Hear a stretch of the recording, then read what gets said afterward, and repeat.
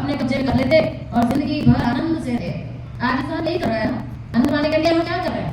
जिस जिस चीज से भी हमें आनंद मिलता है वो सबको हम अपनी कब्जे करने की कोशिश कर रहे हैं, मेहनत कर रहे हैं। और जितना ज्यादा हम मेहनत कर रहे हैं उतना ही ज्यादा हमारे जीवन में दुख बढ़ता जा रहा है। जब हमारी मन की हो जाती है तो हम आनंदित हो जाते हैं, जब हमारी मन की नहीं होती है तब हम घिर जाते हैं। इसलिए आज इंसान उस आनंद से वंचित है जिस आनंद का निवास हमारे मन में है।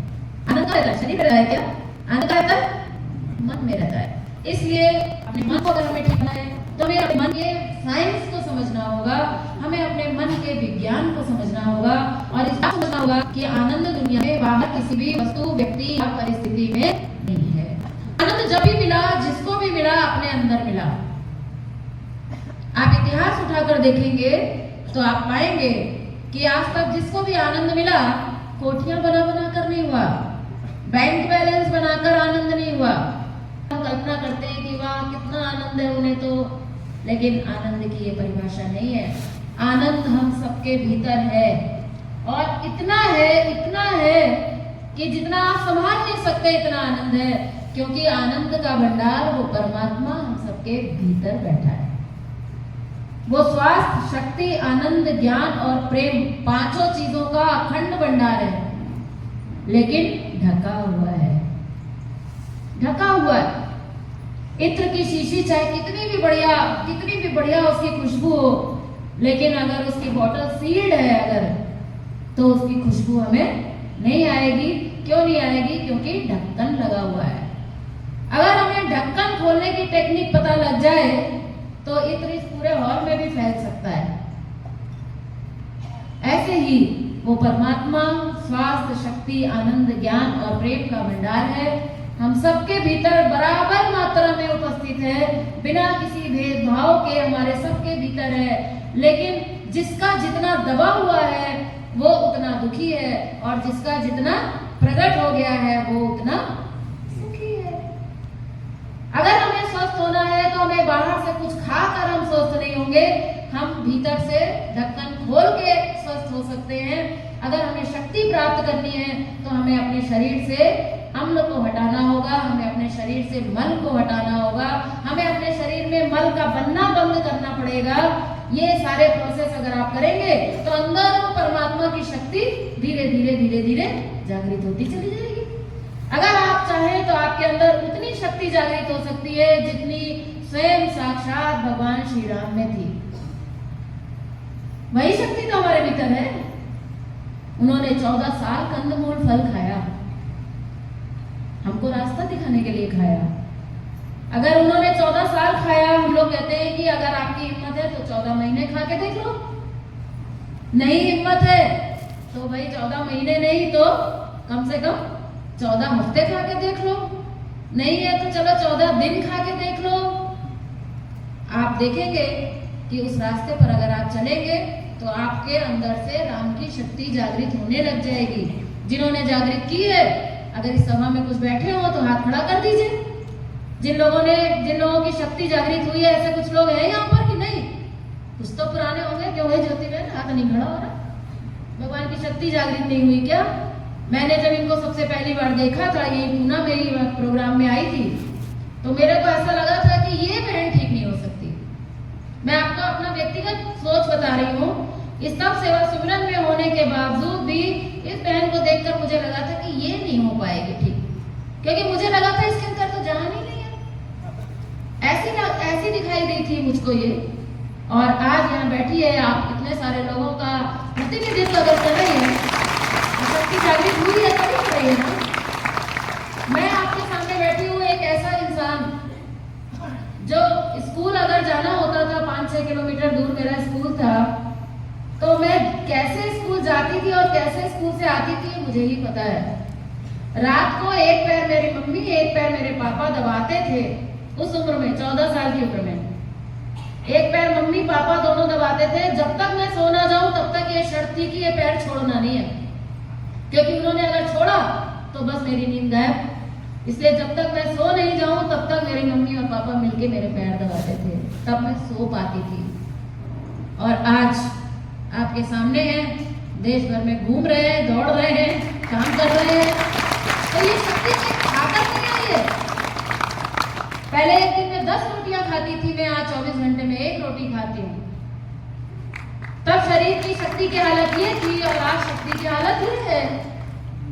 तो ये शक्ति कहीं बाहर से नहीं आई है। ऐसा नहीं है कि जूस से आई है, ऐसा नहीं है कि एनीमा से आई है, ऐसा नहीं है कि सलाद से आई है। नहीं, अंदर से शरीर को शुद्ध किया तो राम जी की शक्ति जागृत होने लग गई। हमारे अंदर हुई तो आपके अंदर भी हो सकती है। ऐसे ही वो आनंद हमारे भीतर है, अखंड आनंद हर व्यक्ति के अंदर है, उसको प्रकट किया जा सकता है। लेकिन उसको प्रकट करने की शर्त है कि हमें उस ढक्कन को हटाना होगा। अब ये ढक्कन क्या है? ये ढक्कन है हमारी और आपकी सबकी कामनाएं।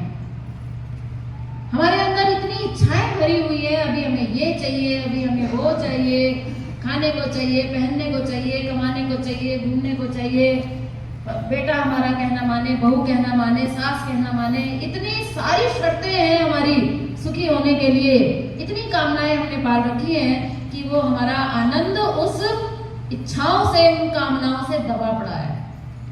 अगर आपको उस ईश्वरीय आनंद को प्राप्त करना है जो बिना शर्त आप प्राप्त कर सकते हैं, उसके लिए काम क्या करना होगा? केवल इन कामनाओं के ढक्कन को आपको हटाना होगा। अगर इंसान की कामनाएं कम हो जाए तो उस ईश्वरीय आनंद को प्राप्त करना बहुत आसान है। आप कहेंगे ये कौन सी नई बात है, ये तो हम सब जानते हैं। सबको पता है कि नहीं पता है कि इच्छाएं बढ़िया चीज नहीं है? किसको नहीं पता है? हाथ खड़ा करे, किसको नहीं पता था कौन सी मैंने नई बात बताई? बहुत पुरानी बात है। लेकिन नई बात जो मैं आपको बताने जा रही हूँ वो ये है कि ये सब जानते हुए भी आज तक हमें ये कोई बताने वाला नहीं मिला कि ये इच्छाएं कम होती कैसे हैं। होनी चाहिए ये तो हमको पता है, लेकिन होंगी कैसे ये आज तक बताने वाला कोई नहीं मिला।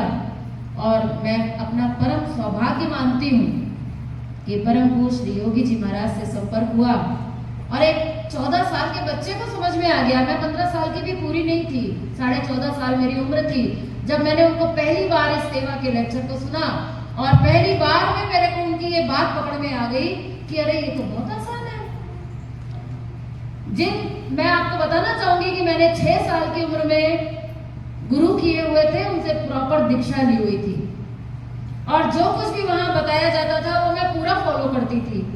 लेकिन जीवन में 1% भी रिजल्ट नहीं था, ये कहते हुए मुझे कोई आज शर्म नहीं है, क्योंकि हम केवल क्रिया करते थे, दिमाग और दिल का परिवर्तन नहीं हुआ था।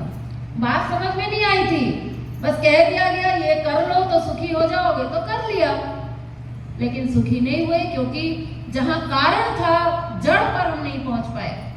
योगी जी महाराज ने बताया कि जब तक कामनाएं कम नहीं होंगी तब तक हम सुखी नहीं हो सकते। और कामनाओं को कम करने का उन्होंने एक सरल सा तरीका बता दिया और उस सरल से तरीके का नाम है सेवा।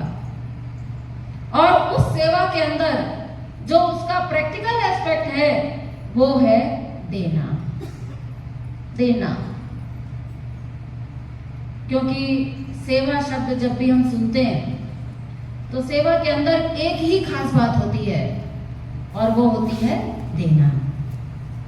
आप किसी की कोई भी सेवा करें, बहुत छोटी सेवा आप सोच लें, कोई भी, मुझे नहीं पता कौन सी बहुत छोटी सेवा हो सकती है, बहुत छोटी आप एक सेवा सोच के देखिए और कोई बहुत बड़ी सेवा सोच के देख लीजिए, तो आप देखेंगे कि दोनों सेवाओं में एक ही बात कॉमन होगी और वो होगी देना।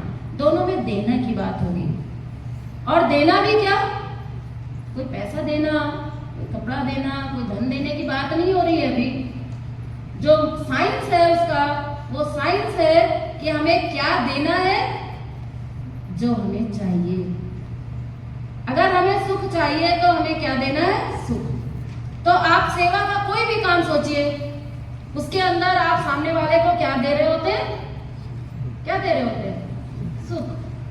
अगर आपने एक अंधे को सड़क पार कराई